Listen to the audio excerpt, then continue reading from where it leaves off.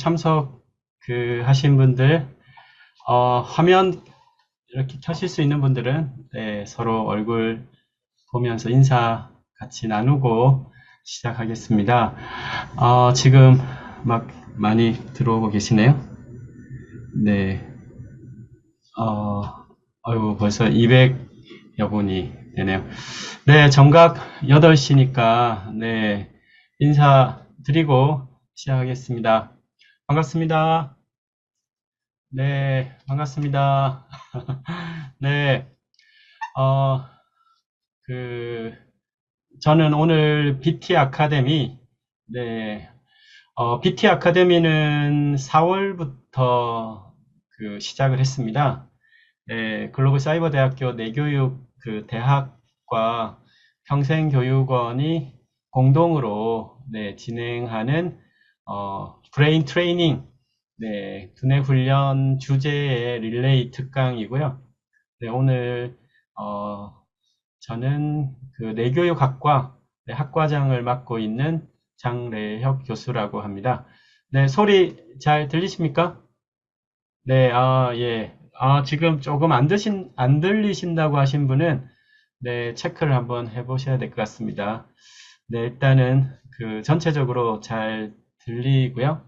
어, 바로, 네, 좀 시작을 하겠습니다. 늦은 시간, 또 귀한 시간 내주셔서 감사드리고요. 화면을 좀 바꿔서 시작하겠습니다. 네, 주제가, 네, 지금도 계속 들어오고 계시네요. 네, 오늘 BT 아카데미 7월 주제는 생성형 인공지능 시대, 네, 인간 고유 역량 개발. 오늘, 저는 이제 내교육학과 학과장으로 있고요. 브레인 매거진, 우리나라 유일한 뇌잡지입니다. 그래서 편집장을, 올해로 18년째 하고 있고, 브레인 잡지는 딱딱한 이런 뇌과학 잡지가 아니라 뇌활용 매거진입니다. 그래서 오늘 주제와도 굉장히 맞는 매체고요. 그전에는 이제 대학에 오기 전에는 한국뇌과학연구원에서 네, 연구원 생활을 한 11년 정도 했었고요. 그 이전에는 이제 키스트에서 융합과학 쪽으로 네, 대학원 과정을 가졌고 특히 이제 대학원 과정 중에 오늘 주제인 인공지능 제가 이제 99년, 8년 이때 이제 석사 과정하고 이제 박사 과정을 올라갔는데 그때 논문 주제가 이 인공지능 관련한 알고리즘, 뭐 소프트웨어 쪽 프로그래밍을 대형 기계 시스템의 문제를 미리 예측하는 그런 쪽의 퍼지나 엑스퍼트 시스템이나 또 뉴럴 네트워크, 신경 회로망이라고 하는 당시에 그런 알고리즘을 써서 했었습니다. 그때만 해도 그때 랩의 지도 교수님이 이걸로 계속 가면 밥 벌어먹고 살기 힘들다. 그런 얘기를 했던 인공지능 빙하기가 오랫동안 있었습니다. 근데 지금은 이제 영역이 바뀌어서 뇌에 대한 또 본격적인 연구를 이후에 했었고 지금은 이제 뇌교육학과 교수로 있는데요. 오늘 주요 내용, 네, 미리 포스터에 나갔던 내용인데요. 이제 본격적으로 시작을 한번 해보겠습니다. 제가 소속된 곳은 네, 글로벌 사이버 대학교 내교육의 특성화 대학으로 지금 이제 내교육 단과대학, 작년에 단과대학으로 승격을 했고요. 뇌과학, 뇌공학 계열 학과가 아니라 이런 뇌활용 분야, 네, 훈련 개발 영역입니다. 그래서 오늘 뭐 또 한류 대학으로 또 유명하죠. 네, 그래서 문화 계열 한 축과 이제 뇌 관련한 한 축 이렇게 갖고 있습니다. 네, BTS 멤버들 졸업 대학으로도 많이 알려져 있고 특히 이제 이 BTS의 이런 역량 오늘 주제 방향하고 굉장히 맞물리는데 우리가 인공지능 시대를 한참 이제 얘기를 하면 크게 거의 대부분이 인공지능 기술을 어떻게 습득할까? 뒤처지면 안 되겠다라는 그 엄습, 두려움. 네, 그래서 많은 지금도 끊임없이 그런 솔루션 도구들이 나오고 있는데요. 따라가기 사실 굉장히 벅찹니다. 네, 그래서 오늘의 주제는 생성형 인공지능이라고 얘기를 하는 거의 매달 지금 그 솔루션들이 나오고 있는데 그 솔루션을 공유하는 시간은 아닙니다. 네, 오늘은 지금 화면에 보이시듯이 BTS 같은 그 세계의 감성 충격을 주고 있는 그 한류의 역사를 바꿨다고 하는 이 멤버들이 갖는 내적 역량, 네, 그런 것이 어떻게 하면 보편적인 그 교육 방법론으로 네, 인적 자원 개발로 우리가 더 관심 가져야 되는 영역이라고 봅니다. 인공지능은 잘 따라가고 활용하면 되겠죠. 그 분야에 종사하는 분들이 이제 해야 될 몫이고, 저희가 있는 내교육 단과대학은 이런 인간의 내적 역량, 네, 20세기에는 네, 주목하지 않았던 것들이죠. 학습의 영역에 들어오지도 않았습니다. 네, 이런 것들을 어떻게 개발할 수 있을까, 보편적으로. 거기에 관심이 있습니다. 제가 4년 전에 인공지능, 자연지능이라는 주제로 네, 이렇게 특강을 했어요. 네, 이때가 이제 알파고 나오고 또 뭐 4차 산업혁명 한참 하고 그 팬데믹이 오기 바로 전이었죠. 그래서 인공지능이 급부상했습니다. 당시에도. 네, 하면서 인공지능 대 자연지능이라는 주제로 그때 했던 기억이 있는데요. 이때 보면 오늘의 주제와 사실은 비슷합니다. 4차 산업혁명 시대의 키워드 AI, 네, 모든 것이 연결된 정보화 사회의 도래, 우리에게 어떤 의미를 주고 있는가? 인공지능의 도전과 한계는 무엇인가? 네, 인공지능과 공존할 인류 첫 세대, 뭐 오늘 들어오신 분들이죠. 그리고 미래 세대. 미래 세대는 공존이 아니라 경쟁할 세대, 혹은 종속될 위험도 있는 세대라는 표현을 쓰죠. 그러면 지금 포인트는 인간의 고유 역량이란 무엇일까? 그리고 어떻게 하면 인간의 고유 역량, 인공지능과 반대적인 측면에서 본다면 자연지능이라는 키워드를 쓸 수 있지 않을까 싶습니다. 그래서 어떻게 자연지능 개발을 이룰 것인가? 네, 오늘의 포인트는 바로 여기에 있습니다. 그래서 4년 전에도 조금 그때 관심이 많았었는데요. 오히려 인공지능 업계에 있는 분들이 관심이 당시 그 포럼에 많았습니다. 그런데 그때부터 지금 4년 사이에 더 폭발적으로 인공지능은 급부상을 했죠. 네. 저는 그 관심이 높아진 만큼이나 자연지능에 대한 관심도 이제는 좀 높아져야 되지 않나. 왜냐하면 인공지능 부상의 그 열쇠는 바로 뇌에 있습니다. 인간의 뇌. 네, 자연지능의 회복과 개발도 인간의 뇌에 있기 때문이죠.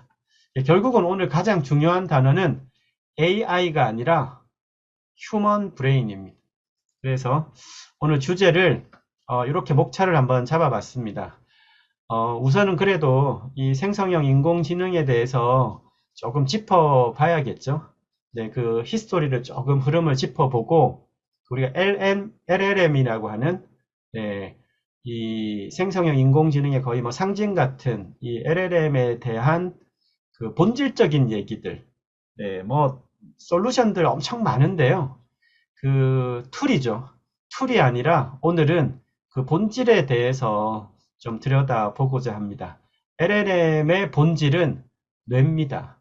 네, 그래서 휴먼 브레인에 대해서 조금 예시는 이족 보행 로봇. 네, 로봇이 그 두 발로 걷는 로봇을 만들어간 역사와 인간이라면 누구나 아는 두 발로 걷는 한 살짜리도 하죠. 그 차이, 네, 그 이족 보행 로봇의 발달 역사를 통해서 LLM까지 적용된 이 로봇까지 한번 보고요. 그리고 세 번째는 그래서 인간은 어떻게 성장하는가를 좀 들여다보면서 우리가 이런 인공지능 시대의 초입에 사실 와 있는데 우리가 잃어버린 것은 뭘까? 오감이라고 하는 오감의 세계에 살고 있죠. 근데 오감의 세계에 살고 있으면서 우리는 내부 감각이라는 걸 잃어버렸습니다. 느끼지 잘 못하는 거예요. 맨발 걷기 많이 주변에 하시는데요. 맨발로 그냥 걷는 거지, 맨발로 걸을 때 그 일어난 느낌을 잘 알아차리는 사람은 많지 않습니다. 그리고 마지막에 인간의 내적 역량 개발, 차원 순서로 한번 시작을 해보겠습니다. 자, 우선은 이 생성형 인공지능이라는 걸 잘 좀 모르는 분들이 있으실 것 같아서 일단은 올해 사실은 본격화됐습니다. 영상을 한번 잠깐 보겠습니다. 생성형 인공지능이라는 것을 영상에 접목을 했을 때 과연 얼마만큼 대단한 영상을 만들어내고 있는지. 동영상 생성 인공지능 소라가 등장, 놀라움을 안겨준 것이 지난 2월입니다. 이후 불과 반년 만에 동영상 생성 AI가 예상을 뛰어넘는 확대 추세를 보이고 있습니다. 이번 주 런웨이가 최신 모델인 젠3 알파를 정식 출시한 것이 큰 계기가 될 것으로 보입니다. 벌써 SNS 등에는 젠3 제작 영상이 줄을 잇고 있습니다. 트위터에서 젠3를 검색하거나 런웨이 공식 X에 들어가면 놀랄만한 영상을 확인할 수 있습니다. 물론 포스팅된 영상들은 퀄리티가 잘 나온 것만 모아놓은 것이며 실사용기를 보면 생각보다 비용이 많이 들어간다는 내용이 많습니다. 이런 점은 기술 발전에 따라 점차 해소될 것으로 보입니다. 그보다 더 중요한 것은 동영상 생성 AI 기술이 놀라울 정도로 발전한 것은 물론 이제는 자연스럽게 생활 속에 침투하고 있다는 점입니다. 이제까지 발표된 소식이 단편적이라 이를 한 군데 모아봤습니다. 우선 동영상 생성 AI 도구는 한 달 새 굵직한 것이 3개나 등장했습니다. 지난달 7일에는 중국에서 클링이라는 도구가 출시됐습니다. 그리고 며칠 뒤에는 루마라는 미국 스타트업이 드림머신을 무료로 출시했습니다. 곧이어 런웨이가 젠3 알파 샘플 영상을 선보이더니 2주 만에 정식 출시를 시작했습니다. 도구만 등장한 것이 아닙니다. AI를 활용한 공식적인 광고도 쏟아지고 있습니다. 5월 25일에는 LGU 플러스가 국내 최초로 생성 AI를 활용한 정식 광고를 제작, 현재 방송을 통해 내보내고 있습니다. 이 영상은 LG의 익시 등을 통해 제작한 것이라고 합니다. 해외에서는 글로벌 완구 업체인 토이저러스가 창업 배경을 담은 영상을 공개했고 서울시도 세종대왕 등 역사 속 인물이 등장하는 생성 AI 광고를 선보였습니다. 국내외에서 생성 AI를 활용한 영화제도 줄을 잇고 있습니다. 지난 5월 런웨이가 주최한 AI 무비 페스티벌에 이어 트라이베카 페스티벌 영화제의 소라로 만든 단편 영화 5편이 출품된 것으로 알려졌습니다. 국내에서는 부산 영화 이전당이 오는 12월 첫 AI 영화제를 개최하겠다고 밝혔으며 4일 개막한 부천국제 판타스틱 영화제에서는 올해 화두를 AI로 잡고 AI 영화를 공식 경쟁 부문에 추가했습니다. 이 가운데 지난 2월에는 두바이 AI 영화제에서 권한슬 감독의 생성 AI 영화 원고어 펌프킨이 대상과 관객상 등 2관왕에 올랐다는 소식도 전해졌습니다.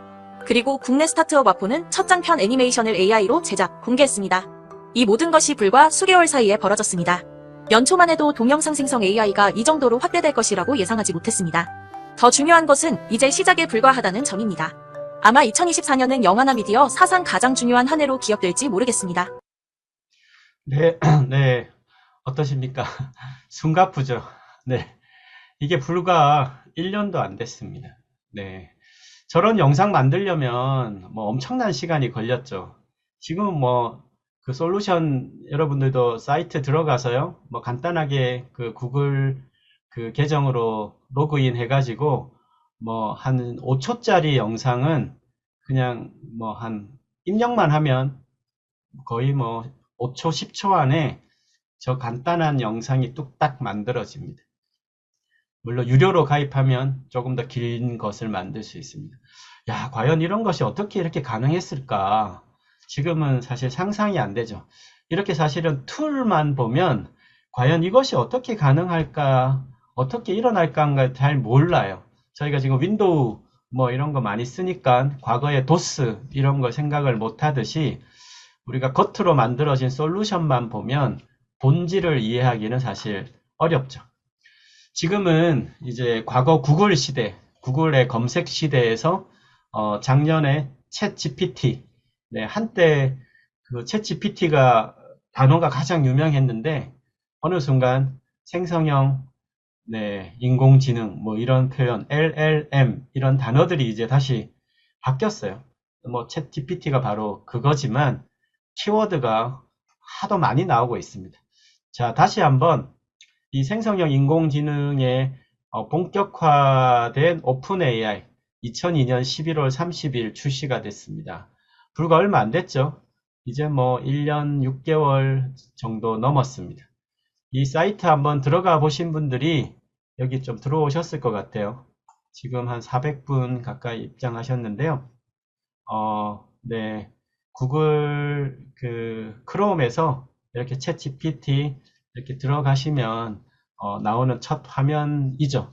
이거를 이제 개발했던 오픈 AI라는 회사에서 불과 1년 6개월 전에 이것을 내어놨고 그 이후에 이제 다양한 솔루션들이 나오고 있습니다.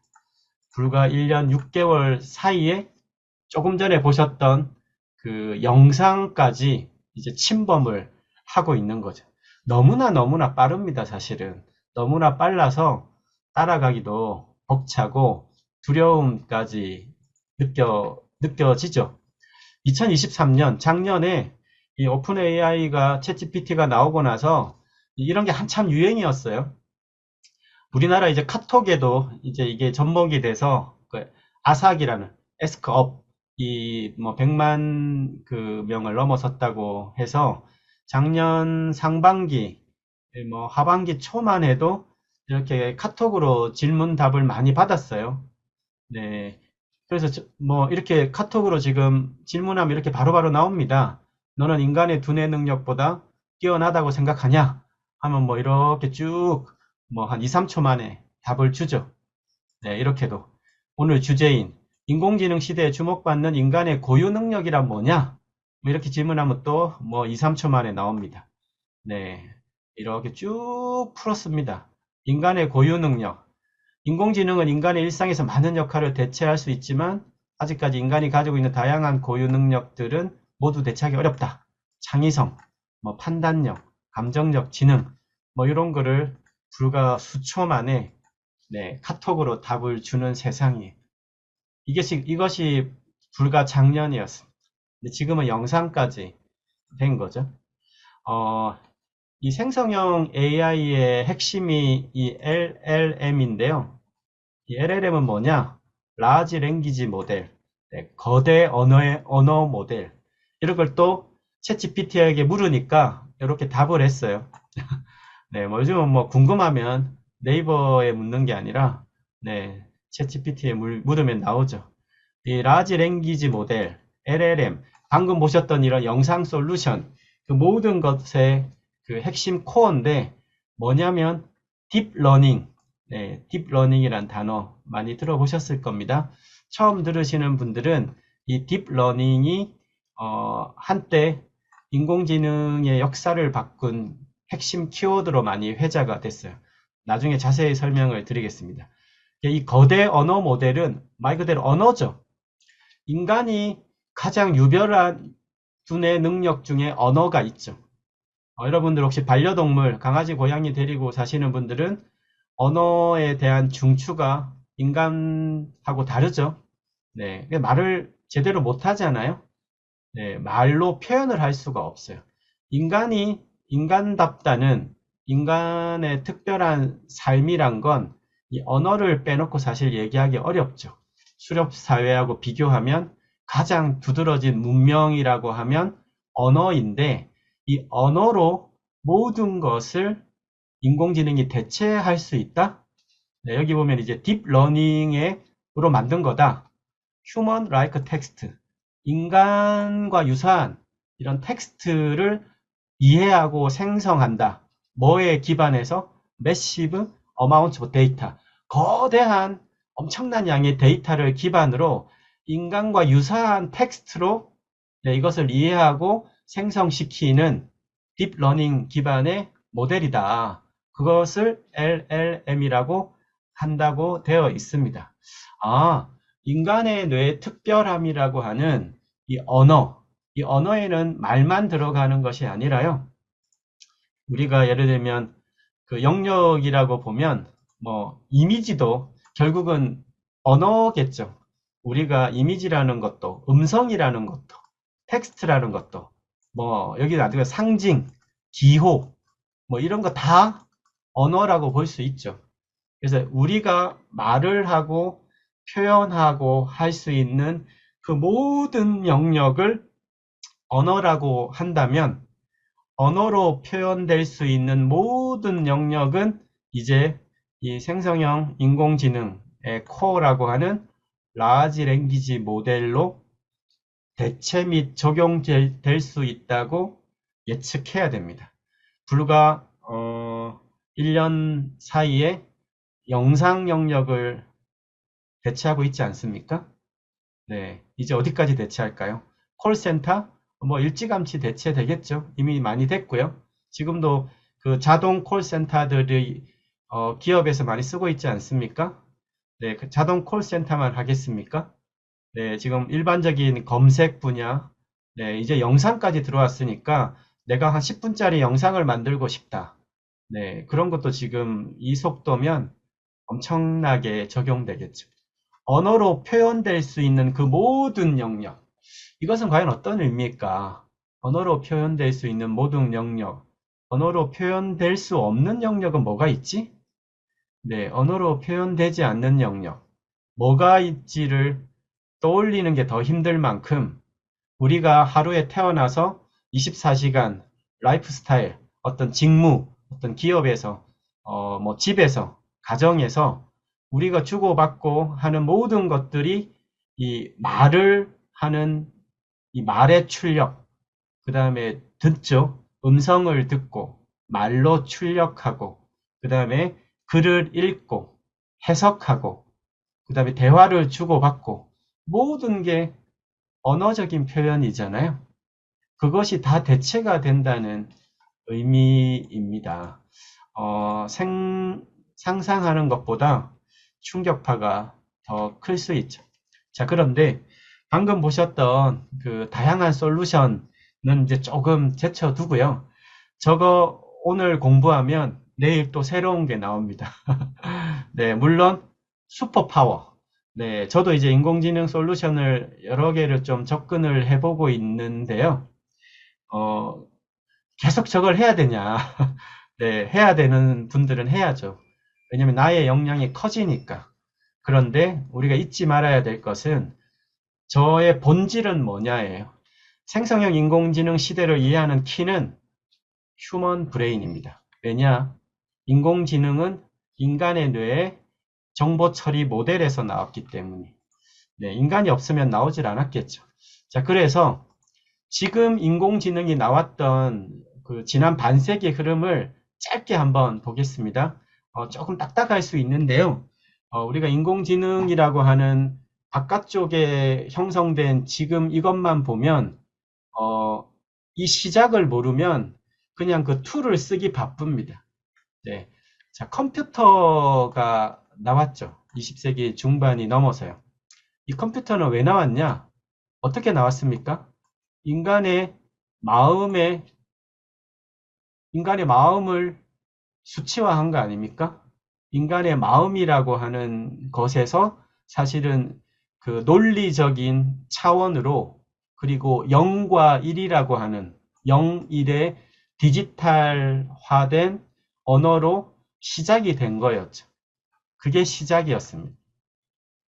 그런데 그 이후에 이제 정보 처리 시스템, 결국은 정보, 인포메이션, 정보라는 걸로 0과 1의 정보로 뭔가를 세상을 표현하고 싶었던 거예요.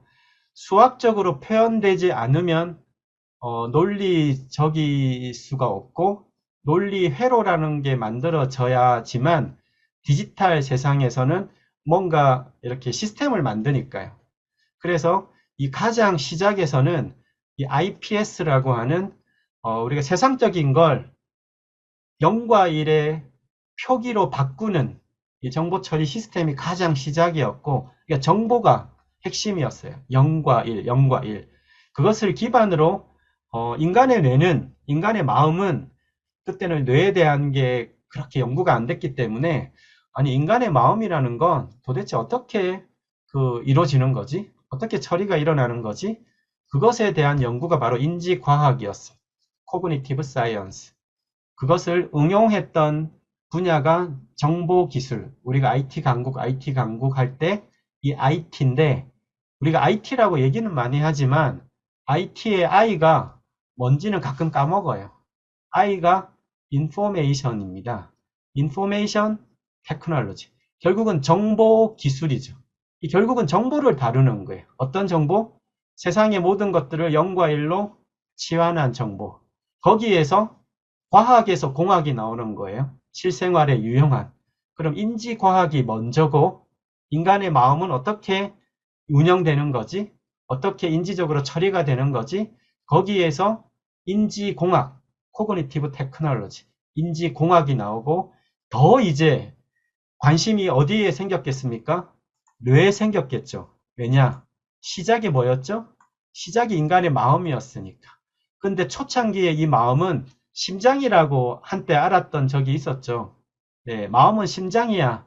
이런 인류의 역사도 있었지만 이제 세월이 지나면서 마음이라는 건 그 총사령탑이 뇌라는 걸 이제 알게 되었기 때문에 뇌과학, 인간의 마음의 총사령탑, 몸과 마음의 유기적인 총사령탑, 인간의 마음 기제, 뇌의 기전을 알면 이제 더 발달된 컴퓨터를 만들 수 있겠구나.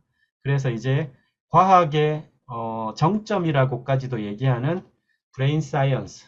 이제 학계에서는 뉴로사이언스라고 합니다. 신경과학. 우리가 뇌과학은 조금 대중적인 용어이고 신경과학이 조금 더 학문적 용어입니다. 뇌세포 하면 조금 대중적인 표현이고 신경세포 하면 조금 학문적 표현이다. 그냥 그 차이다. 오늘은 조금 편한 용어를 쓰겠습니다. 뇌과학.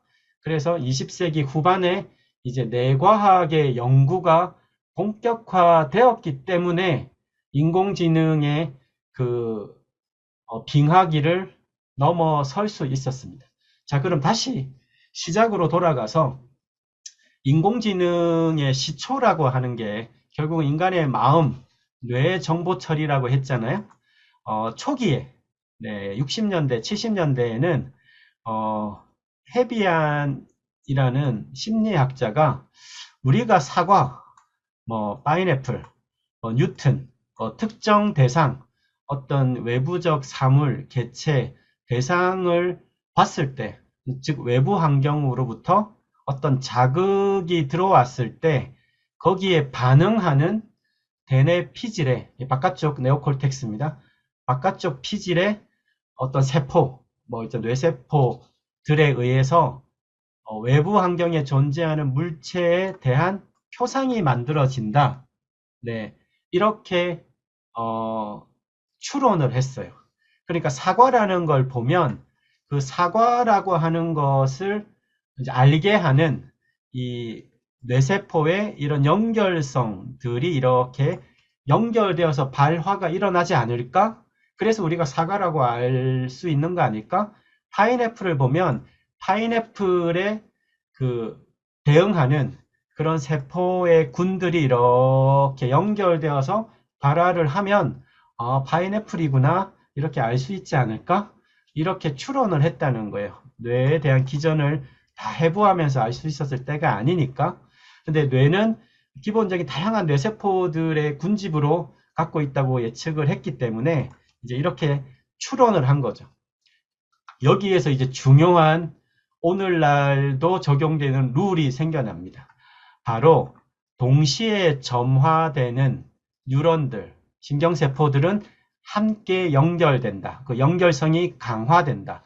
예를 들면 사과라는 걸 애플을 딱 보면 이 뉴런들이 이렇게 연결이 되면 A세포의 축삭 바깥쪽 나가는 거죠. 우리가 신경세포는 들어오는 것들이 있고 여러 개가 들어와서 하나로 뭉쳐서 나간다고 알려져 있죠. 그래서 A세포의 축삭이 B세포를 자극할 만큼 인접해 있고 일단은 근접해 있어야 된다는 거예요. 근접해 있는 세포가 인접해 있어야 되고 A세포가 반복적으로 혹은 지속적으로 옆에 있는 세포를 점화시키면 B세포를 점화시키는 세포로서 이 효율성이 모두 증가되는 방향으로 이렇게 같이 일어난다. 포인트는 뭐냐? 사과를 봤을 때 사과에 대한 세포 이거 다 인접해 있죠. 인접해 있는 세포들이 이렇게 연결되면서 동시에 연결이 되면서 발화가 일어나고 그것이 이 계속 함께 발화되고 연결되고 발화되고 연결되면 그것이 강화되는 방향으로 된다. 이 뉴런들이 동시에 함께 점화되어서 나타나는 결과가 바로 기억이다. 그리고 thinking, 생각이란 건 이런 신경세포들이 연속적으로 일어나는 작용의 결과인 거야.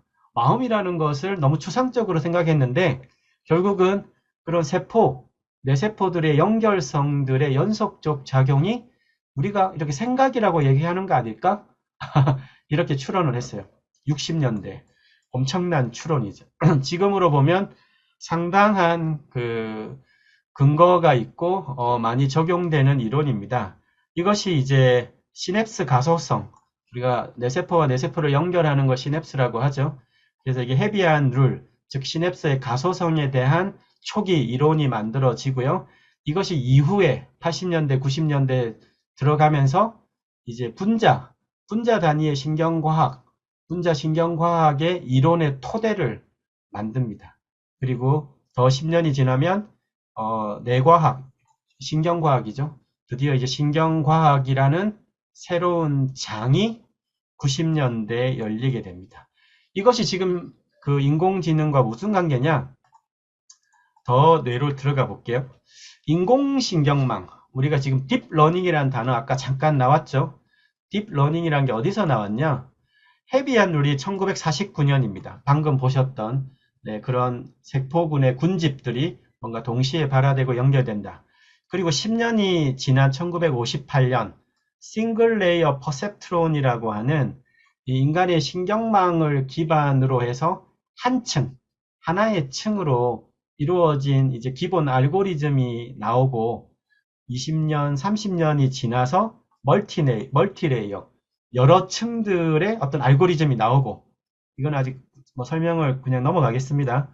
그리고 이제 또 20년이 지나서 2006년 드디어 딥러닝이라는 단어, 오늘날 생성형 인공지능의 사실은 가장 근간을 구축하는 알고리즘이라고 할 수 있는데요. 딥러닝, 이것이 이제 2006년에 엄청 오래됐죠. 벌써 반세기가 흘렀습니다. 이 딥러닝 시대가 오기 전까지 이 시기를 몽땅해서 빙하기라고 합니다. 거의 그냥 중간에 빙하기가 많았어요. 인공지능 빙하기가 몇 번이 있었는데 빙하기는 뭐냐? 인공지능은 인간의 지능을 뛰어넘을 수가 없어 라고 해서 많은 절벽들이 있었다. 이렇게 생각을 하시면 되겠고, 왜 이것을 요즘에 인공지능의 시작이 뇌라고 얘기를 하냐면 아래쪽에 보시는 게 여러분들의 뇌세포입니다. 여러분은 지금 약 860억 개의 뇌세포를 갖고 있으세요. 그리고 그것을 연결하는 연결망은 10배, 100배, 1000배까지 됩니다. 어떻게 뇌를 쓰느냐에 따라서. 그런데 생긴 게 똑같아요. 이 860억 개의 뇌세포가 다 이런 모양으로 생겼어요. 이것이 그냥 쫙 옆에 있는 세포들끼리 연결이 된 거예요. 그런데 안에 있는 이제 핵이 있고 밖에서 신호가 들어오는 이 수상돌기라는 게 있어요. 받는 쪽이 있다는 거예요. 그런데 받는 쪽은 굉장히 많은데 나가는 건 하나입니다.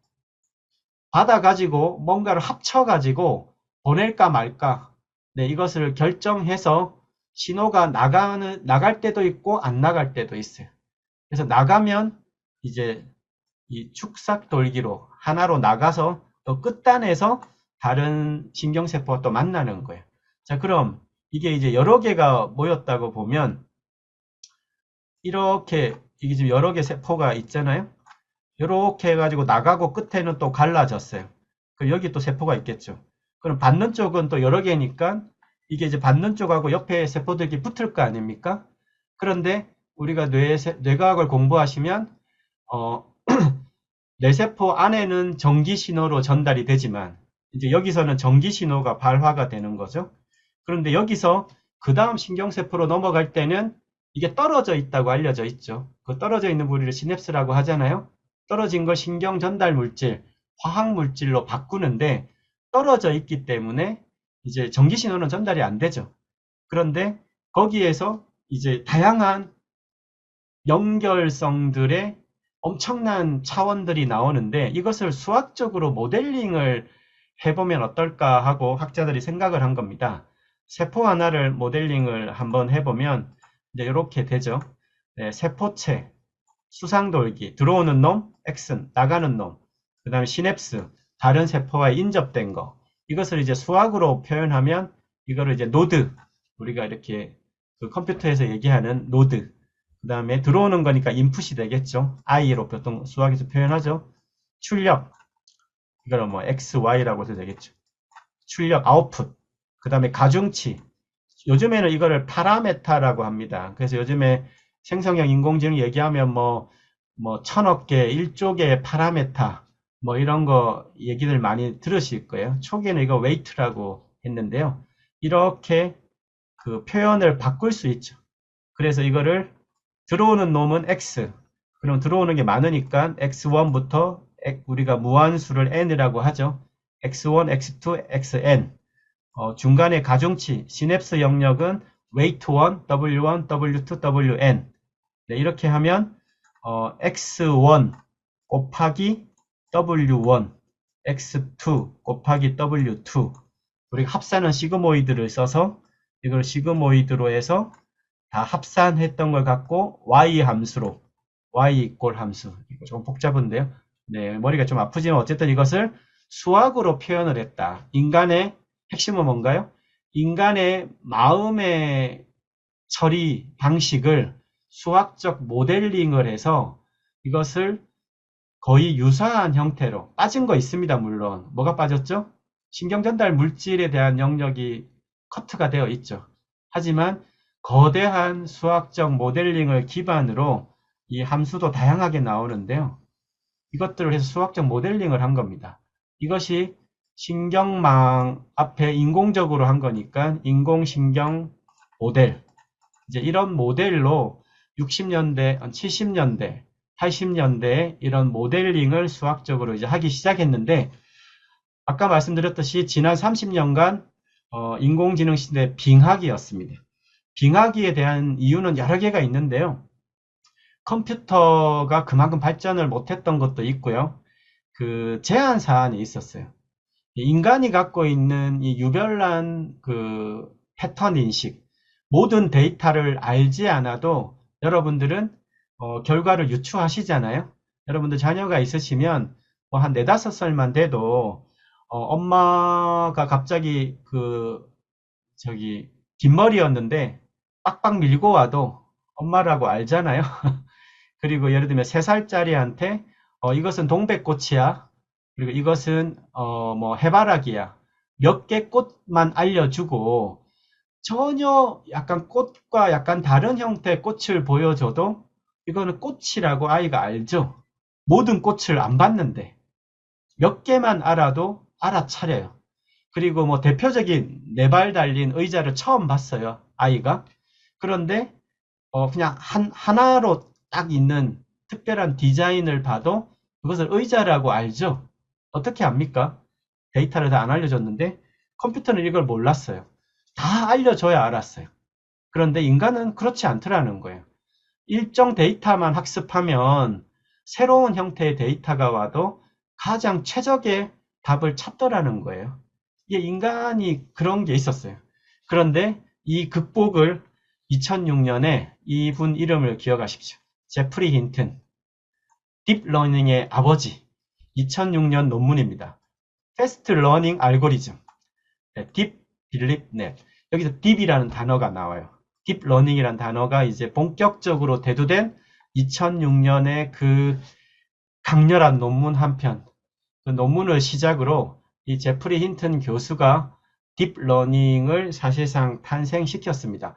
완전히 새로운 것은 아니고요. 그 이전에 그 아까 나왔던 무슨 여러 가지 알고리즘들이 계속 있었죠. 그런데 그 극복을 했습니다. 비지도 학습, 그러니까 지도 없이 미리 질문과 답을 데이터를 통해서 알려주지 않고 답을 안 알려줬는데 해결점을 모색하는, 이거는 사과야, 이거는 고양이야, 이거는 사람이야 라고 지도를 해주고 컴퓨터를 학습시키면 컴퓨터가 가장 새로운 문제에 대해서 유사한 답을 찾아가는데, 이제는 답을 안 알려주는 거예요. 데이터만 던져주면 알아차린다면 이거는 약간 인간하고 비슷한 방식이죠.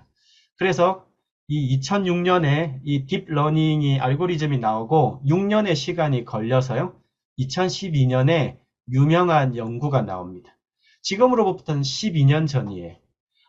이것은 이제 구글, 여러분 쓰시는 유튜브가 구글 거잖아요. 그래서 구글이 이 딥러닝 연구에 엄청난 그 기여를 했는데 2012년에 1000대 컴퓨터로 1000만 개의 유튜브 이미지를 딥러닝으로 분석해서 사람과 고양이를 구분해냈다. 이거를 하는데 1박 2일이 걸렸다고 알려져 있어요. 지금으로 보면 사실 상상이 안 되는데, 여러분은 그 사람 고양이 사진 보면 0.01초 만에 아시잖아요. 그런데 컴퓨터는 이걸 알기가 어렵죠. 왜냐? 안 알려줬으니까. 이거는 사람이야, 이거는 고양이야 라고 안 알려주고 그냥 유튜브에 있는 1000만 개 이미지를 다운받아 가지고 컴퓨터로 그냥 돌린 거예요. 이 알고리즘에 넣었어요.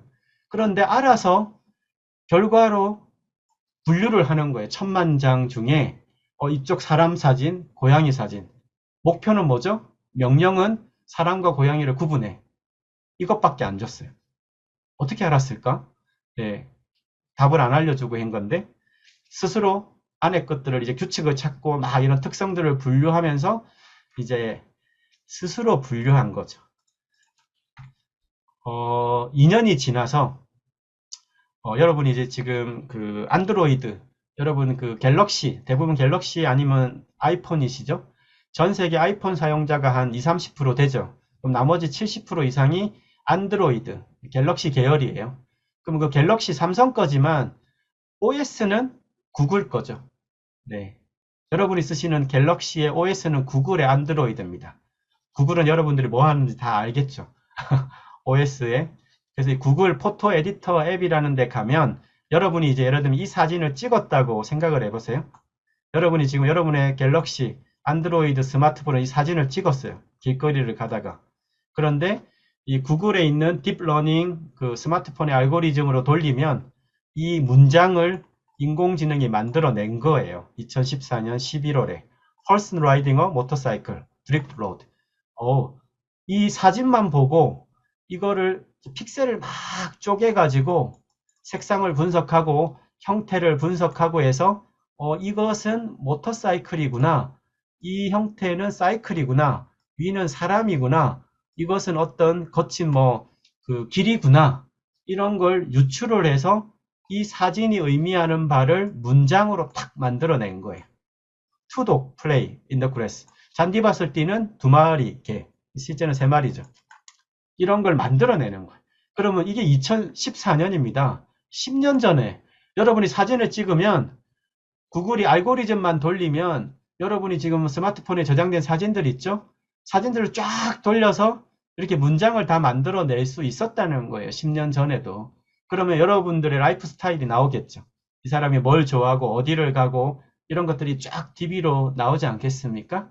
불과 10년 전. 이게 10년 전이라는 사실이 중요하죠. 자, 초기에 이제 딥러닝이 나오고 나서 우리가 이게 얼마만큼 충격파를 줬는지는 이 초창기 이 딥러닝이라고 하는 어떻게 보면 스스로 이제 문제를 풀어내는 거죠. 스스로 일정 데이터만 갖고 간단한 목표와 규칙만 알려주면 답을 찾아가는, 우리가 어릴 때 혹시 벽돌 깨기 게임 하셨는지 모르겠는데 한번 보겠습니다. 구글의 초창기 이제 딥마인드에서 이 딥러닝을 적용해서 그 유명한 일본의 아타리사의 그 옛날 게임들이 있습니다. 여기에 그 딥러닝 알고리즘을 적용한 거예요. 얼마만큼 인간의 속도를 따라잡는지 한번 보겠습니다. 네, 이거는 10분간 이 처음 게임을 한 거예요. 컴퓨터가. 네, 이 유명한 게임 아시죠? 위에 벽돌이 엄청 있는데 이거 보니까 점수가 올라가는 거를 이제 계산할 수 있죠. 공이 아래로 떨어지니까 점수가 안 올라가는구나. 이제 이런 걸 다 계산을 하는 거죠. 계산을 해서, 이게 공이 아래로 안 떨어지게 해야 되는구나. 자, 이제 2시간 훈련을 한 거예요. 스스로 학습한 거죠. 스스로 학습하면서 알고리즘을 계속 네, 업데이트를 해가는 거예요. 이렇게 해서 2시간이 지나니까 이 정도면 여러분들하고 비슷합니까? 네, 잘하죠. 네, 이렇게 계속 하는 걸 컴퓨터가 스스로 네, 규칙을 알아차리면서 점수를 높여가는 거죠. 자, 이제 4시간이 지났어요. 4시간이 지나면 깜짝 놀랄 일이 일어납니다. 벽돌 깨기를 잘하는 방법. 한쪽 벽면을 공략한다. 계속 왼쪽으로 공을 보내죠. 그래서 벽이 똑 뚫리면 네, 금세 게임이 끝나죠. 자, 이 4시간 만에 이 아타리사의 벽돌 깨기 게임을 정복한 거예요. 인간의 역량을 넘어선 거죠. 네, 어떻게 놀랍습니까? 4시간 만에 이제 이런 딥러닝 알고리즘의 것들을 하나씩 해보다가 드디어 2016년 3월 네, 전 세계를 깜짝 놀라게 했던 알파고가 출현합니다. 그래서 이때 이세돌 구단과 붙었죠. 네, 그때 많이 시청하셨던 분도 계실 텐데 전체 5승 중에 이세돌 구단이 1승을 했죠. 그래서 마지막 그 사국에서 신의 한 수라고 하는 78수 이 신의 한 수를 딱 놓자 알파고가 저는 사실 바둑을 그렇게 잘 못 두는데 제가 봐도 이상한 수를 뒀어요. 그때부터 뭐 당황해가지고 막 여기저기 엉뚱한 실수를 하면서 이제 결국은 이세돌 구단이 불계승을 하죠. 이때가 인간 이세돌이 알파고를 이긴 마지막 게임이었습니다. 이 이후에 나온 알파고 제로까지 뭐 그 이후에 계속 나왔는데 네, 지금은 바둑 하시는 분들 인공지능 바둑으로 연습 많이 하죠. 그게 일상화되어 있습니다. 지금은 인간이 인공지능을 못 이깁니다. 네, 지금 이길 수가 없어요. 근데 이게 너무 빨리 왔어요. 2016년에 인공지능이 인간을 바둑으로 이길 거라고는 상상을 못했죠. 네, 인간의 직관, 추론, 그 무한수라고 하는 이 바둑이잖아요. 이 무한의 수의 바둑을 이겼다는 것은 상상을 못했어요. 그리고 이제 지금은 이런 그 정보화 시대가 일상화가 되어서 우리의 일상의 인간의 두뇌 발달 과정에도 엄청난 침투를 하고 있습니다. 인간의 특별한 두뇌 발달 과정에서 스크린으로 정보를 주고받는 시대가 되었고 스마트폰 인류 첫 세대들은 이제 스마트폰 중독이 일상화가 되고 있고 더 쉘로우, 생각하지 않는 사람들. 네, 인간은 다른 생명체와 다르게 발달 특성을 갖는데 그 발달 과정을 무시하는 네, 스크린과 교류, 사람과의 교류는 끊어지고 네, 이런 시대가 일어나서 정보의 종속성은 커지고 인간의 고유 역량은 지속적으로 다운되는 팝콘 브레인이라는 표현까지 쓰죠. 디지털 기기의 자극에 익숙해져서 자극적이고 단편적인 정보에만 반응한다. 이것을 팝콘을 튀기듯이 현대인의 뇌가 팝콘 브레인이다. 이런 표현까지 쓰고 있습니다. 이것을 단순하게 취급하면 안 되는데 많은 지금 이제 아이를 지금 막 키우는 부모들이 스마트폰을 주면 웃고 뺏으면 울고 이런 단순한 과정에서 아이들에게 이 주도권을 뺏기는 형국들 그 상황은 네, 인류에게 커다란 위협이다. 그래서 지금 알파고가 나오고 나서 2년 후인 2018년에 이 다보스 포럼은 인간의 역량 혁명이 필요하다. 이 단순한 그 기계 자동화 시대와는 완전히 다른 시대가 시작되었다. 유발 하라리 교수 같은 경우에는 위기를 느낀 거겠죠. 지금 할 수 있는 최선이 뭐냐? 뭐 정서지능, 인간만 갖고 있는 것 같아 아직도. 정신적 회복 탄력성, 외부적인 스트레스와 이런 것들을 받아도 빠르게 회복하는 사람이 있고 거기에 완전히 이렇게 오리엔트 돼가지고 헤어나지 못하는 사람이 있고, 트라우마를 안는 사람이 있고, 트라우마를 겪고 넘어서는 사람이 있고, 회복 탄력성이 중요해. 뭐 또 문제 해결 능력, 이런 게 중요해. 근데 여기에 뭐가 빠졌습니까? 어떻게 이거를 키우는지를 얘기를 안 해요. 네, 중요하다고만 얘기한다. 뭐 방향을 설정한 거죠. 네. 이 알리바바의 마인 회장은 이게 강사 출신이라 조금 더 구체적으로 얘기를 했죠. 200년 동안 유효했던 내용을 아이들에게 가르친다. 왜 200년이겠습니까? 산업혁명 이후로 오늘날 퍼블릭 스쿨 시스템, 같은 건물에서 같은 교과를 같은 시간 동안 일정 수의 아이들이 한 명의 교사에게 가르침을 받는 지식 기반으로 판서하면서, 이게 이제 산업혁명 시점부터 사실 본격화된 게 정확하게는 서구의 근대 교육이죠.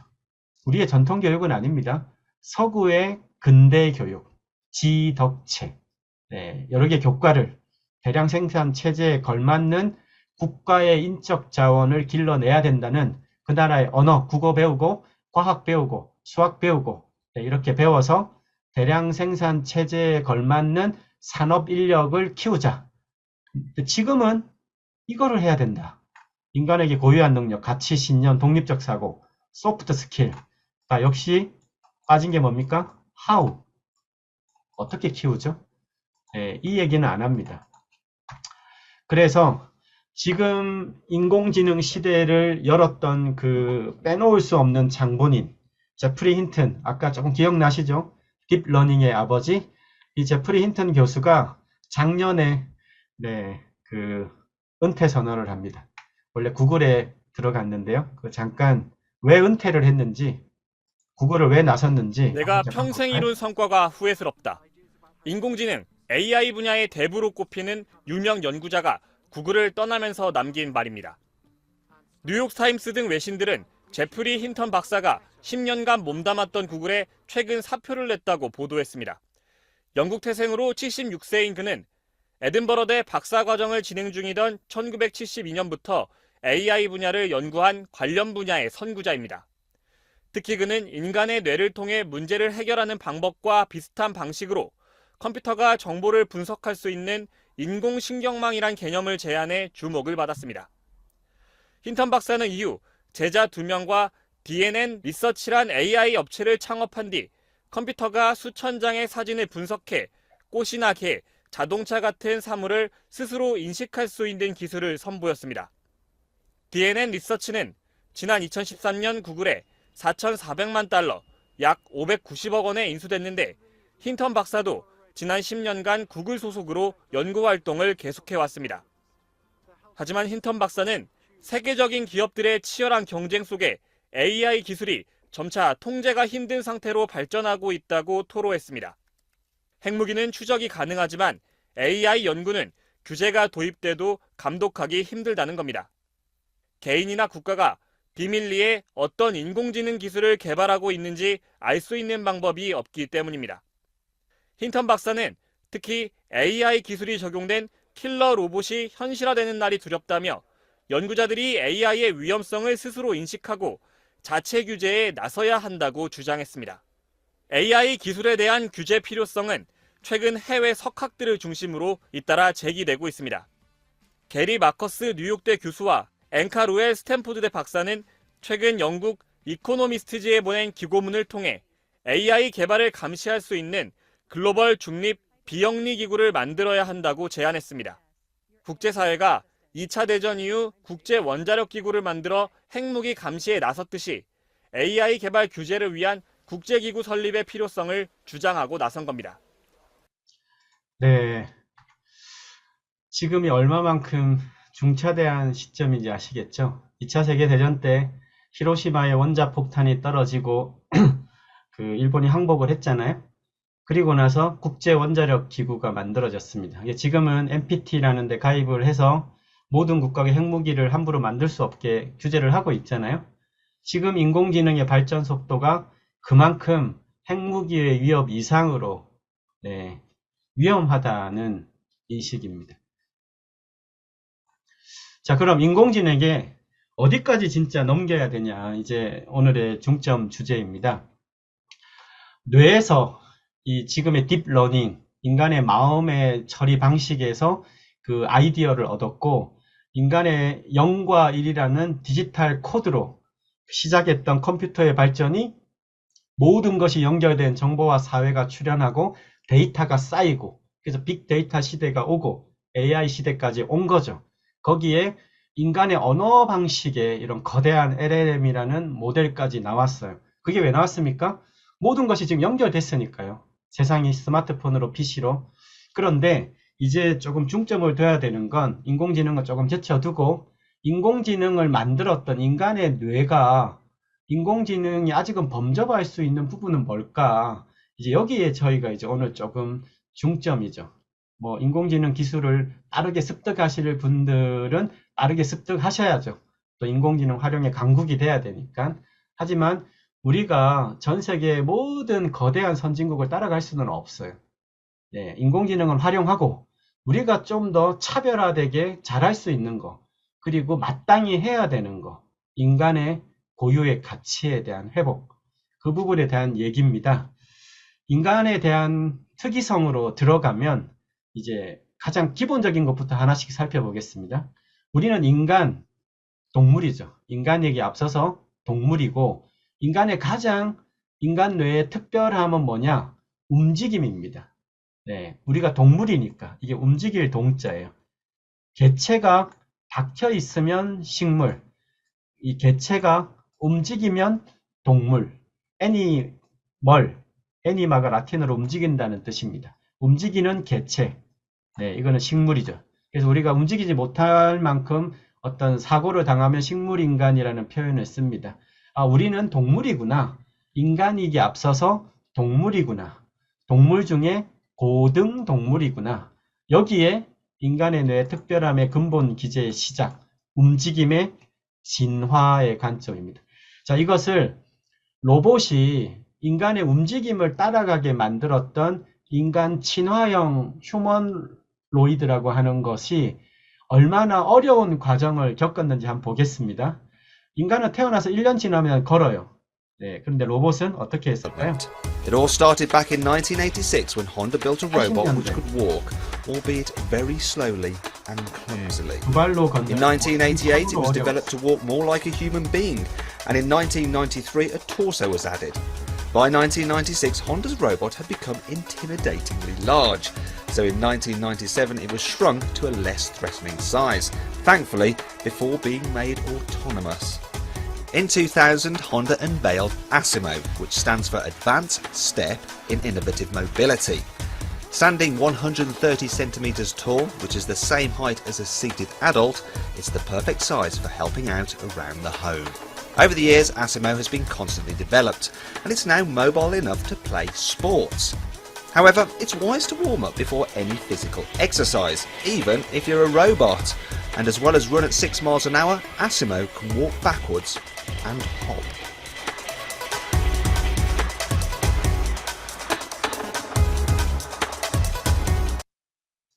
네, 이게 이제 로봇 공학의 역사는 이족 보행 로봇을 만드는 역사입니다.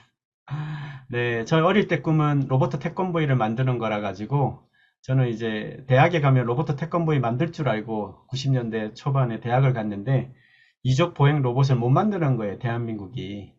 네, 제가 키스트라는 곳에 가서 대학원 과정을 했는데 90년대 말 2000년대 초반도 대한민국은 이족 보행 로봇을 못 만들었어요. 지금도 이족 보행 로봇을 제대로 만들면 뭐 10대 로봇 강국에 들어갑니다. 인간에게는 쉬운데 로봇에게 어려운 이족 보행. 네, 왜 어려울까요?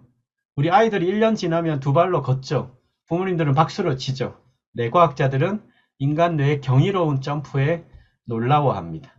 네, 두 발로 걷는다는 거. 네, 어떤 차이일까요? 강아지, 고양이 네 발로 뛰죠. 네, 강아지, 고양이는 이 사지의 말단을 조절하기는 어려워요. 우리 아기들이 두 발로 걷으려면 엄지발가락에 정확하게 힘을 주고 시시각각 바뀌는 무게 중심을 뇌가 컨트롤할 수 있어야 돼요. 자, 뇌 변화를 주는 거. 우리가 뇌를 발달시킨다. 뇌 하면 뇌를 어떻게 발달시키지 하는데요. 기본 뇌에 영향을 주는 가장 첫 번째는 몸이에요. 그렇지 않습니까? 네, 뇌에 변화를 주는 기본적이고도 근원적인 대상은 우리 몸입니다. 그래서 이 뇌하고 척수를 중추신경계라고 하죠. 나머지가 이제 말초신경, 또 안에 채성신경 이렇게 있죠. 네, 그런데 이 중추신경계의 뇌와 척수, 이 척추가 이제 우리나라 70년대로 보면 경부고속도로, 우리 인체의 유일한 고속도로 딱 하나예요. 인간의 뇌는 중추 사령탑이니까 사령탑이 여기 있고 고속도로가 딱 하나 있고 나머지 몸의 모든 신호가 척수로 가서 쭉 올라오는 거죠. 그리고 뇌의 신호가 몸으로 내려가는 거죠. 그런데 몸에서 올라오는 신호가 만나는 곳이 여기 두정엽의 이 파랑색 1차 감각, 채성 감각 피질, 그러니까 감각 신호가 몸에 있는 감각 센서가 저기 안에 있는 척추 안에 척수를 통해서 이 목을 타고 두정엽의 이 감각 피질로 도달을 하면 앞쪽으로 보냅니다. 앞쪽으로 이제 운동 피질로 보내고 전두엽에서 명령을 받아서 다시 내려갑니다. 그래서 여러분의 뇌는 그 신체 지도가 여기처럼 다 있어요. 네, 결국은 뇌와 몸은 연결되어 있다는 거예요. 근데 여기 신호의 핵심이 뭐냐? 몸의 감각 센서 신호는 뇌로 올라오고 뇌에서 운동 신호는 몸으로 출력한다. 감각, 입력, 운동, 출력. 이게 가장 두뇌의 핵심이라는 거예요. 그래서 여러분이 어릴 때, 아기 때부터, 태아 때부터 1세, 10세 이렇게 계속 발달하는 게 크게는 감각 시스템, 운동 시스템. 오늘날 로봇도 다 그렇게 해야 되는데 시간이 너무 오래 걸린 거예요. 인간의 이런 처리 방식과 뇌에 대한 것들을 제대로 몰랐기 때문에 안다고 해도 또 알아차리기가 어려웠어요. 그래서 감각, 입력, 운동, 출력. 뇌와 몸은 그렇게 신호를 주고받습니다. 그래서 이 감각이 제대로 입력이 안 되고 운동이 제대로 출력이 안 되면 뒤뚱뒤뚱 균형감의 상실은 노화의 신호 중에 하나라고 하죠. 네, 그리고 맨발을 걸어도 맨발을 걸을 때 그 느낌, 그 발바닥의 감각이 뇌까지 안 올라올 수 있죠. 올라온다고 해도 못 알아차리는 사람도 있어요.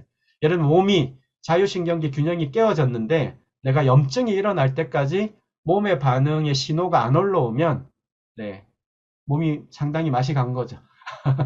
네, 몸의 신호가 끊기는 감각, 입력, 운동, 출력. 이게 가장 기본입니다. 기본으로 뇌세포도 이렇게 돼 있어요. 감각 뉴런, 운동 뉴런. 그 다음에 이제 연합된 겁니다. 이렇게 우리의 중추신경계도 구성이 돼서 발전을 해왔어요. 그래서 우리는 동물의 발전이 이렇게 됐는데 진화가 우리는 고등 동물인데 이 동물의 진화에 대한 생물학, 진화론, 신경과학, 인지과학, 이런 신체 생리학 이런 것들이 연구가 일어나면서 뇌에 대한 본질에 대한 것들이 이제 알아차리게 된 거예요. 여기에 인간이 있죠. 인간은 움직이는 고등동물, 아래쪽은 포유류. 네, 아주 기초적인 그 1차 의식이 있습니다. 그래서 주인을 알아보죠. 주인이 알아보면 그 강아지 고양이의 뇌에서는 주인의 상이 스냅 사진처럼 착착착 떠올립니다. 이것을 이제 그 제럴드 에델만 같은 노벨상 수상자는 포유류가 갖는 1차 의식이라고 했고, 근데 여러분은 지금 누군가를 떠올리면 누군가에 대한 파노라마가 싹 그려지죠. 네, 이것을 고차 의식이라고 했습니다. 고차 의식은 왜 가능하냐? 네, 시간, 과거, 현재, 미래 그것을 언어로 표현하고 언어로 표현된 상들이 연결되면서 이제 파노라마처럼 그려질 수 있다. 이것을 고차 의식이라고 했어요. 여기서도 언어가 굉장히 중요한 역할을 합니다. 그래서 아래쪽 조류, 파충류, 이렇게 양서류, 멍게는 어릴 때 뇌가 있다고 했어요. 네, 성체가 되면 뇌는 없애버립니다. 바위에 붙으면. 그래서 뇌라는 건 왜 생겼느냐?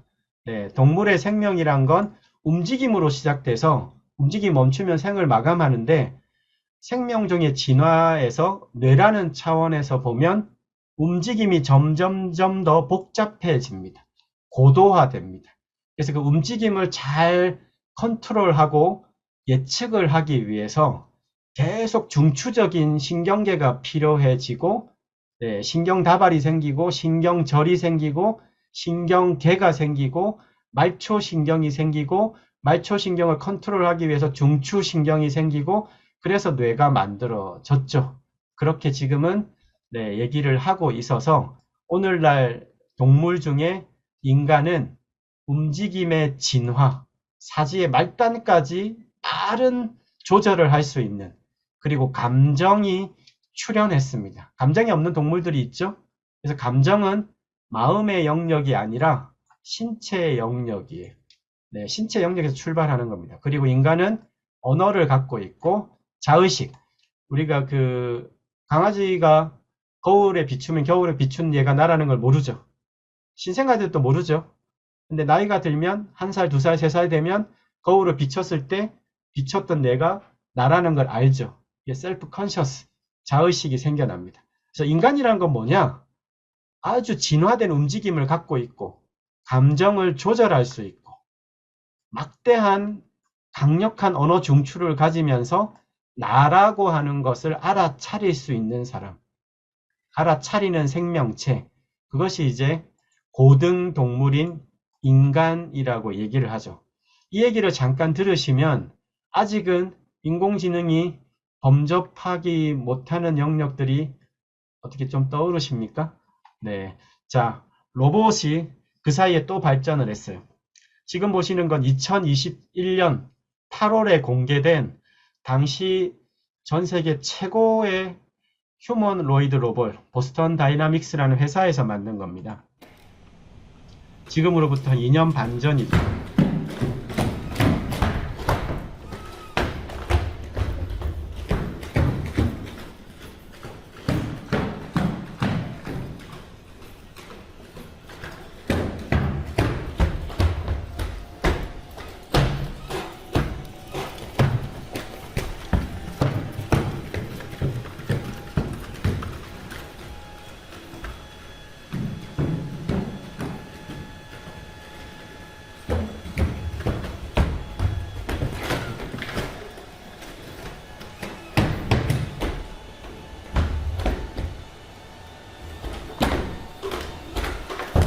네.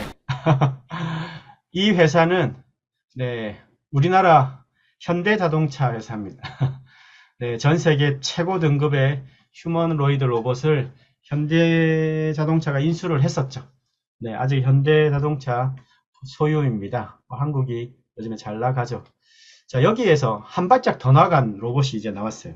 생성형 인공지능이 접목되면 이제는 두 발로 자유롭게 움직이는, 아직 손의 움직임은 인간만큼 발전을 못했던 2021년이었어요. 근데 인간의 뇌는 지금 보시는 이제 이게 뇌사진이에요. 저렇게 1000억 개의 뇌세포가 100조 개 이상의 시냅스, 엄청난 연결망을 가져서 이제 많이 쓰는 것들은 강화되고 쓰지 않는 것들은 점점 퇴화되어서 사멸됩니다. 그래서 우리의 신경망은 패턴화되어 있습니다. 여러분의 지금 신경망은 여러분이 살아오신 시간의 축적, 경험과 지식의 축적이 전 세계에서 가장 고유의 신경망 패턴을 여러분들은 지금 갖고 있어요. 젓가락질도 다 다르시죠? 네, 젓가락질을 한 1000번 하면 젓가락 신경망이 만들어졌겠죠. 그런 패턴이 생기는 거예요. 패턴이 만들어졌다는 것은 하나의 행동 패턴, 사고 패턴이 만들어진, 즉 습관이 생긴 거예요. 이런 패턴이 되면 일을 빨리 할 수 있겠죠. 네, 또 이것들이 빠르게 연결되면 뭐가 이렇게 재능도 꼽힐 수도 있겠죠. 여하튼 인간은 인간의 신경망이 그 사람의 행동, 사고 패턴을 사실상 상징합니다. 나이가 들수록 틀이 강해지죠. 네, 10대 애들을 보고 습관이 강하다 이런 얘기를 잘 하지 않죠. 나이가 들수록 틀이 강해집니다. 자, 여기에서 조금 전에 2021년 로봇에 뭐가 딱 붙었냐? 오픈 AI가 붙었어요. 생성형 인공지능 LLM 모델. 자, 한번 볼까요? 무슨 차이가 있는지. 오픈AI의 인공지능 기술이 탑재됐음을 알린 휴머노이드 로봇. Hey, Figure One, what do you see right now? I see a red apple on a plate in the center of the table, a drying rack with cups and a plate, and you standing nearby with your hand on the table. 먹을 걸 달라는 부탁에 정확히 사과를 집어 건넸습니다. 이제 먹을 거라는 단어, eat라는 단어를 하고 연관성이 제일 높은 그걸 찾는 거예요. 이번엔 행동과 추론을 함께 요구해봤습니다. Can you explain why you did what you just did while you pick up this trash? Because it's the only edible item I could provide you with from the table. 쓰레기를 정확히 골라내 바구니에 담는 동작을 하면서도 과거의 자신의 행위에 대한 이유까지 설명해낸 겁니다. So, based on the scene right now, where do you think the dishes in front of you go next? Plate and cup are likely to go into the drying rack next. 자신이 과거에 한 행위를 정리하고 평가까지 했습니다. I think I did pretty well. The apple found its new owner, the trash is gone, and the tableware is right where it belongs. 오픈 AI는 이 로봇에 시각적 추론과 언어 이해 기술을 제공했고, 피규어 AI는 빠르고 민첩한 로봇 동작 기술을 구현했습니다. 피규어 AI 측은 로봇이 지시를 들은 뒤 스스로 모든 행동을 했음을 강조했습니다. 시범 모델임을 감안하더라도 인공지능 기술이 탑재된 로봇이 사람과 의사소통하면서 다양한 요구를 수행할 수 있음을 보여준 겁니다. 네, 어떻습니까?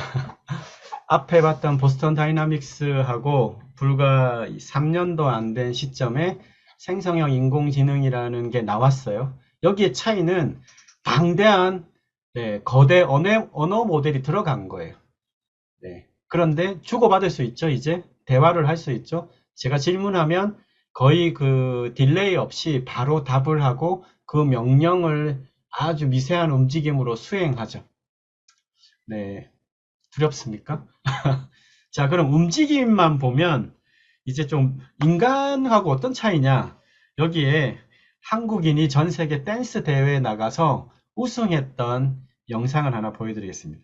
로봇의 움직임이 지금 엄청나게 인간을 따라잡지 못했습니다. 아직. 왜 따라잡지 못했느냐? 그 차이를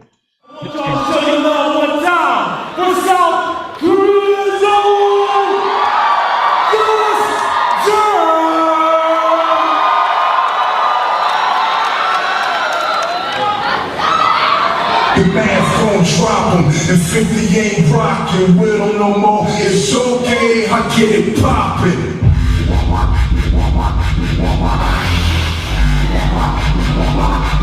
Move it, boy.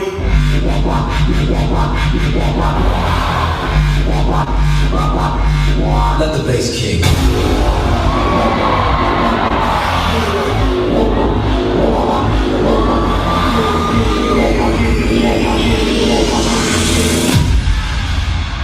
I get it poppin'.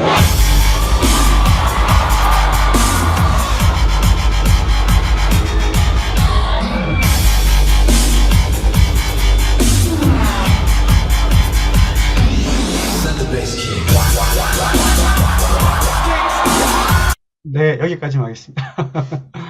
이게 우리나라 저스트 레이크인가요? 뭐 전 세계 댄스 대회 1등을 했던 한국 댄스 팀입니다. 아직은 인간이 잘하죠. 네, 인간의 이런 감각, 입력, 운동, 출력, 이 뇌의 이 인지와 이 인간의 몸 사지 말단까지 조절을 하는 이 미세한 움직임은 네, 지금 로봇이 상당히 따라잡았지만 여전히 이 자연지능이라고 했을 때 이 모션 컨트롤, 이것은 단순히 움직임만은 아니다.